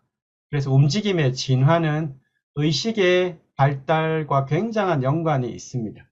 그래서 우리가 어릴 때 아이들의 이런 움직임, 신체 활동 조절 능력을 상당히 훈련시키는 게 너무나 중요한 이유도 이게 여전히 인간의 고유의 기제, 가장 베이스에 들어간다. 왜? 우리는 동물이니까요. 그 동물 중에서도 고등 동물이라는 걸 생각해야 된다.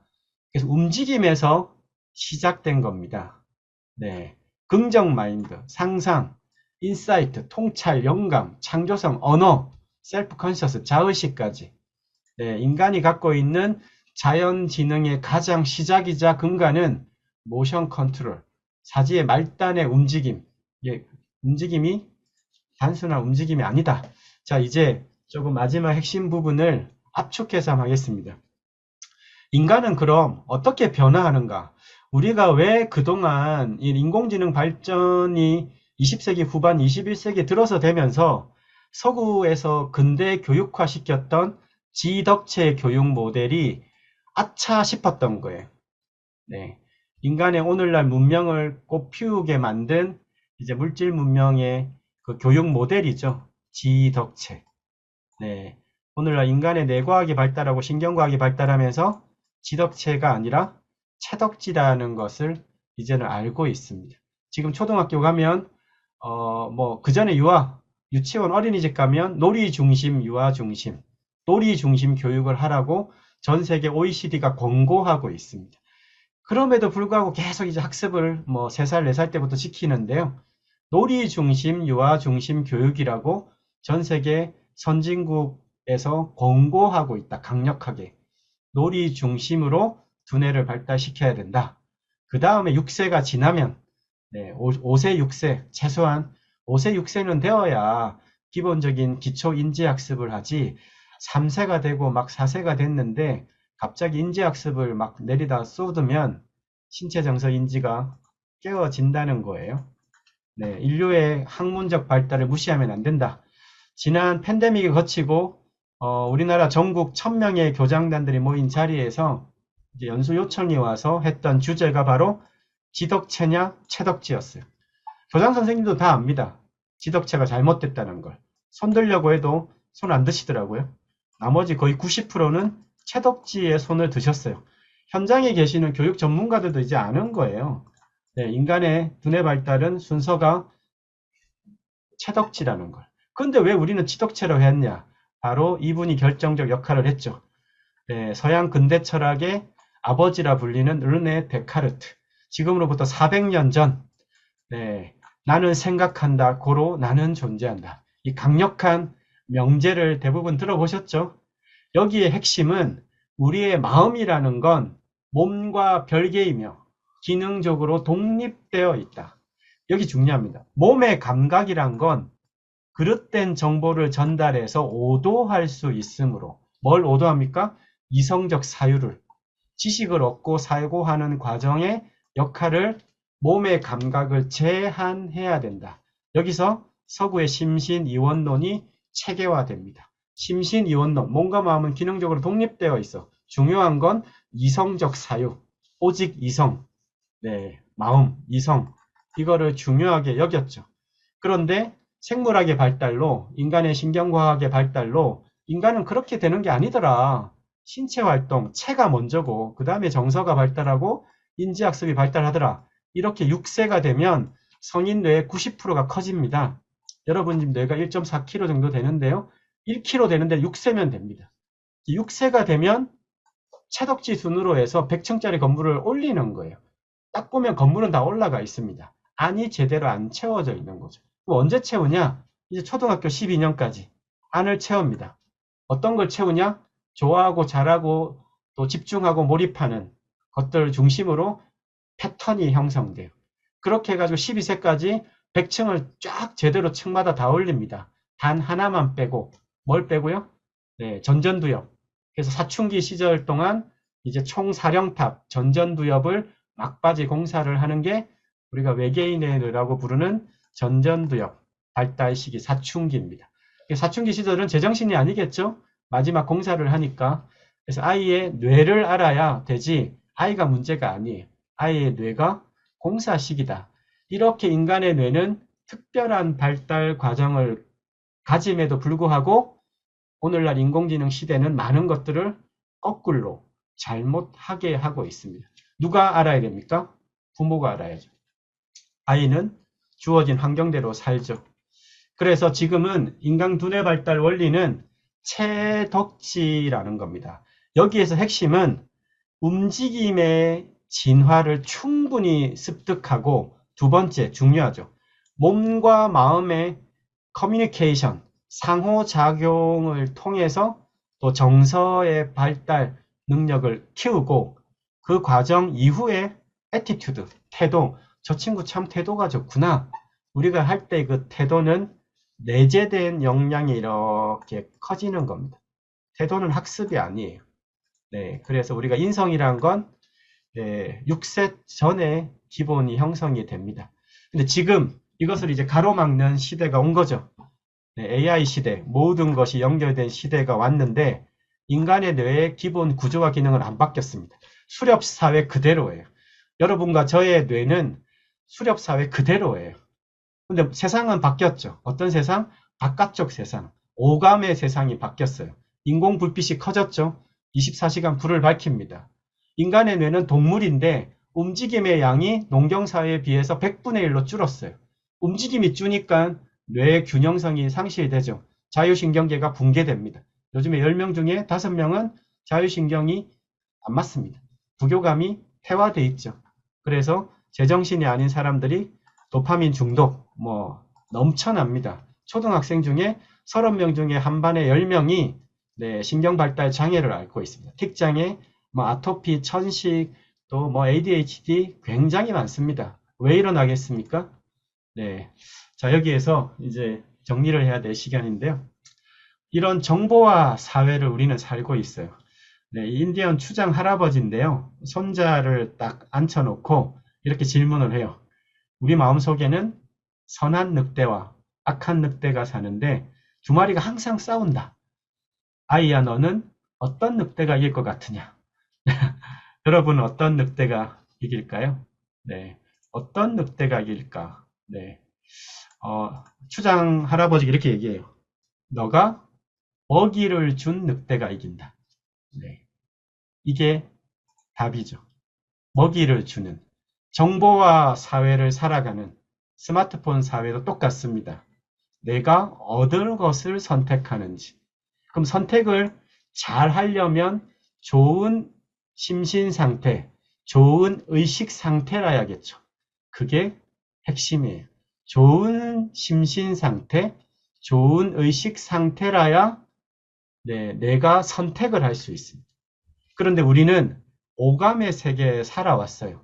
감각이 오감뿐이라고 배워왔습니다. 이것도 잘못 배운 거예요. 네, 지난 20세기 근대 교육에서 감각은 오감뿐이다. 오감이 전부가 아닙니다. 오감은 일부예요. 근데 우리는 감각은 오감이라고 배웠어요. 정확하게는 외수용성 감각이 오감이에요. 청각, 촉각, 후각, 미각, 시각, 뇌 바깥에서 기본적으로 밖에서 들어오는 감각, 이것을 외수용성 감각이라고 하는데 불을 24시간 밝히고 정보화 사회가 되면서 이게 너무나 많아졌어요.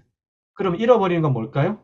바로 내부 감각, 내수용성 감각, 인체에서 뇌로 받아들이는 내부 감각, 간단하게는 내부 감각이라고 합니다. 인트로셉션, 내수용성 감각, 이것을 잃어버리고 살고 있습니다. 또 하나, 고유 수용성 감각, 이것도 잃어버리죠. 이것은 우리가 팔을 이렇게 뒤로 했을 때, 계단을 걷고 오를 때 우리가 일일이 신경 써가지고 계단을 걷지 않죠? 근데 내 발이 어디 갈지, 어느 정도 무게로 갈지, 위치, 방향 이런 거 다 알죠? 네, 그게 고유 수용성 감각이에요. 이 내수용성 감각, 고유 수용성 감각, 이게 인간이 갖고 있는 유별난 감각입니다. 이것을 우리는 잃어버리고 있어요. 네, 그래서 이 내수용성 감각, 외수용성 감각은 경로가 다릅니다. 경로가 다르다는 것은 훈련을 안 하면 퇴화된다는 얘기죠. 그래서 이 현존하는, 우리가 아까 조금 전에 데카르트를 봤죠. 데카르트가 400년 전의 인물인데 400년이 지나서 뇌과학이 발달했습니다. 이분은 안토니오 다마지오, 아마 뇌과학 공부하는 분들은 다 아시는 분, 현존하는 세계 최고급의 학자시죠. 이 안토니오 다마지오의 대표적인 첫 저서예요. 데카르트의 오류. 데카르트는 틀렸다. 느낌, 정서, 이 마음이죠. 마음이라는 건 천상의 영역이 아니라 몸과 마음이 기능적으로 분리된 게 아니라 이 마음이라고 하는 것은 몸에서 올라온다는 거예요. 그래서 이것은 인간의 고등의식이다. 이거는 적극적으로 개발하고 훈련을 해야지 이것을 신의 영역이니 이런 몸과 마음이 분리됐다는 이렇게 취급하면 안 된다는 거예요. 우리가 몸을 어떻게 바라봐야 될지, 뇌를 어떻게 바라봐야 될지. 그래서 지금 이 몸과 마음의 상호작용, 뭔가 이 느낌, 영감, 통찰, 뭔가 사고의 전환, 뭐 이런 것들에서 가장 관심 있는 게 이제 실리콘밸리 IT 기업들이죠. 여기에 위즈덤 2.0, 여기에 핵심도 재미나게도 동양의 명상에 집중하는 이유입니다. 스티브 잡스, 이 강력한 이 브레인 파워의 원천은 이 스티브 잡스의 스승이 바로 이 결혼식에 주례를 섰던 일본의 젠 오토가와 고분 선사라는 사실이 오늘날 알려져 있죠. 영감 몰입의 대가. 이것은 서구의 학습이 아니라 이 아시아의 새로운 인적 자원 개발, 메디테이션. 여기서 왔죠. 이 베르나르 베르베르, 상상력의 천재도 호흡을 강조했습니다. 이 사람의 얘기를 들어보면 거의 이제 의식의 확장을 느껴보죠. 몸에 이런 새로운 감각, 우리가 새롭다, 어떤 인공지능, 로봇이 할 수 없는 것들이 뭘까라고 떠올려 보시면, 이런 사람들의 이런 얘기들 속에 답이 있습니다. 내부 감각. 그래서 이 강력한 중독 사회를 우리가 맞이하고 있는데요. 똑같은 게임을 해도 어떤 친구는 이렇게 게임 중독이 되고 어떤 친구는 페이커죠. 우리나라 스포츠계 연봉 1위. 어떤 친구는 페이커가 돼요. 페이커가 너무 유명하니까 페이커를 빼더라도 어떤 친구는 프로 게이머가 되고 어떤 친구는 게임 중독이 돼요. 핵심이 뭐겠습니까? 나가 있느냐, 나가 없느냐예요. 나를 잃어버린 아이. 정보가 주인 자리를 찾죠. 그래서 정보가 반복되어 입력되면 집착이 되고 집착이 반복되면 중독이 됩니다. 나가 있으면 내가 이 게임을 왜 하는지를 알죠. 실제 프로게이머들 연구를 보면 그 질문에 대한 답이 갖고 있어요. 내가 이 게임을 왜 하는지, 이 게임을 통해서 뭘 하고 싶은지. 나가 있는 거예요.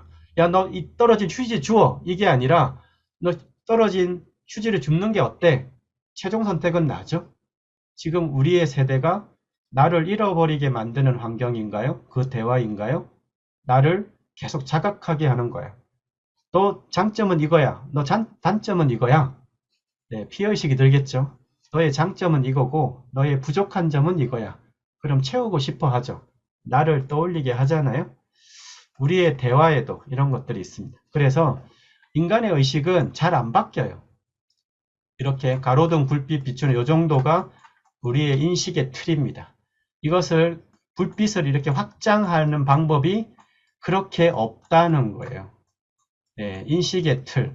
날이 갈수록, 나이가 들수록 틀이 강해지는데 이거를 의식의 자유로움, 즉 창조성의 발현을 갖는 방법들이 별로 없다. 서구의 기업들이 동양의 명상에 관심을 갖고 이런 내적 감각, 내부 감각, 뭔가 이런 것들을 계속 주목하는 배경, 그것이 아직은 아니고 그것은 로봇이 하기 어렵죠. 그것은 다른 차원이기 때문에. 우리나라도 이런 걸 갖고 있어요. 우리의 전통은 지덕체가 아니었다는 걸 우리의 사극이나 이런 걸 보면 알 수 있죠. 그 어디 고구려 벽화에 공부하는 게 나와 있습니까?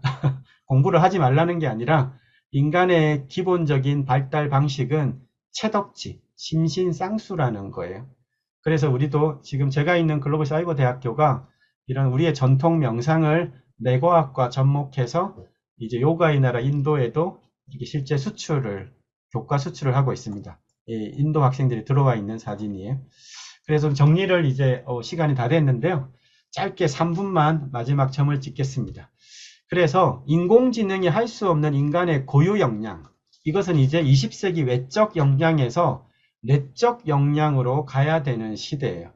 아직도 외적 역량에 주목한다는 것은 시대의 흐름을 잘못 인식하고 있는 겁니다.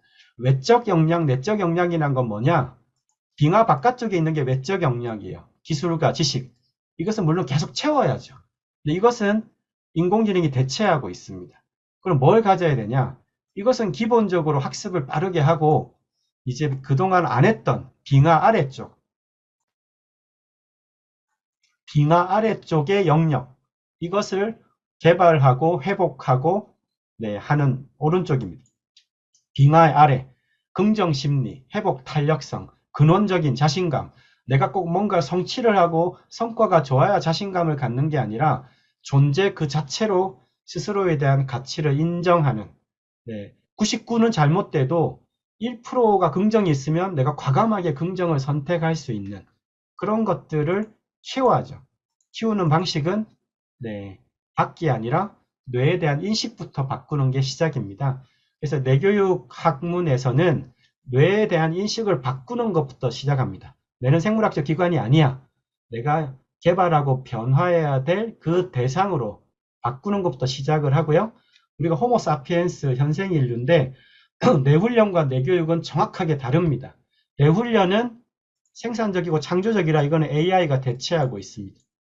인간이란 건 가치 있는 방향으로 어떻게 쓸까에 대한 방향성이 즉 의식이 중요하다. 의식에 대한 부분을 높여야만 이 기능을 잘 쓸 수 있습니다.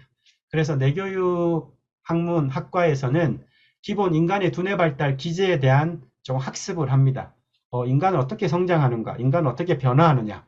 인간은 목적이 건강이냐? 행복이냐? 행복이 아니에요. 그 위에 평화, 영적인 삶이 있습니다. 나는 어떻게 살아가지? 나는 어떻게 죽을까? 나는 왜 태어났을까?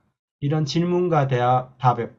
그리고 이제 방법론 차원에서는 아까 얘기 드렸던 이제 외부 감각, 오감이 아니라 내부 감각을 회복하는 아주 구체적이고 적극적인 훈련을 체계화해서 이제 이 한국 고대의 이 선도의 원리 체계를 기반으로 이런 내부 감각을 깨우고 훈련하는 방식, 특히 몸과 마음의 브릿지, 이 에너지에 대한 감각을 개발하는 훈련 과정도 포함이 되어 있습니다. 결국은 의식을 높이는 거죠. 그래서 이것을 이제 과학적인 측면에서 결국 뇌를 잘 써야 되니까 뇌운영 시스템이라고 하는 보스가 뇌교육의 이제 원천 기술로 되어 있고요.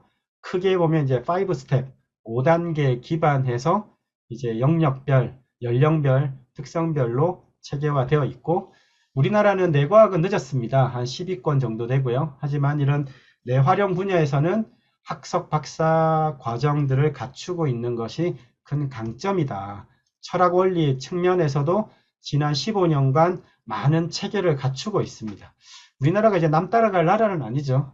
인간은 어떻게 변화하느냐, 인간은 어떻게 성장하느냐의 측면에서 이제는 인간 발달 체계, 크게는 인간 완성학이라는 측면에서 이제 뇌교육 학문이 이제 학문화의 이제 본격적인 단계에 접어들었습니다. 그리고 특히나 이제 우리나라 교육부가 공인한 두뇌 훈련 전문가, 국가공인 자격화가 되었다. 이것도 서구하고 조금 달라요.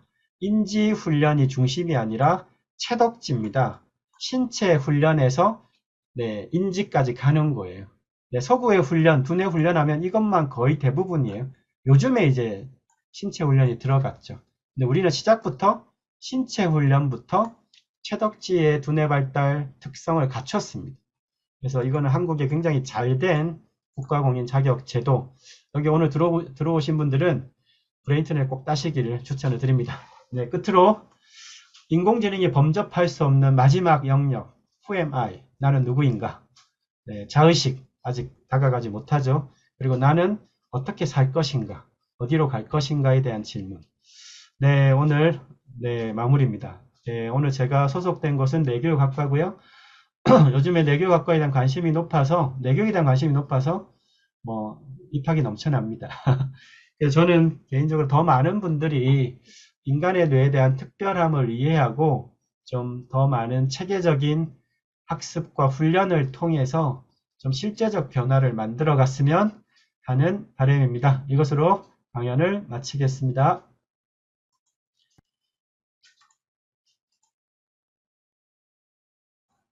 감사드립니다. 브레인 트레이너였습니다. 시간이 4분을 초과했네요. 오늘 강의가 끝나면 이렇게 평가하는 거 있습니다. 평가하는 것 좀 같이 해주시고요. 질문을 받고 싶지만 시간이 초과가 됐기 때문에 이후에 또 제 뇌교육 팁이나 또 여기 학우분들도 좀 많이 들어오셨는데 네, 학우분들은 또 따로 얘기를 드리고, 오늘 처음 들어오신 분들, 네, 한 400여 분 들어오셨는데요. 처음 뵌 분들은 너무나 반갑고, 또 지금 21세기의 인간에 대한 이해는 뇌에 대한 이해입니다. 마음과 행동 변화의 열쇠는 뇌에 대한 훈련과 방법에 달려 있습니다. 오늘 이 말을 끝으로 오늘 인사드리겠습니다. 감사합니다.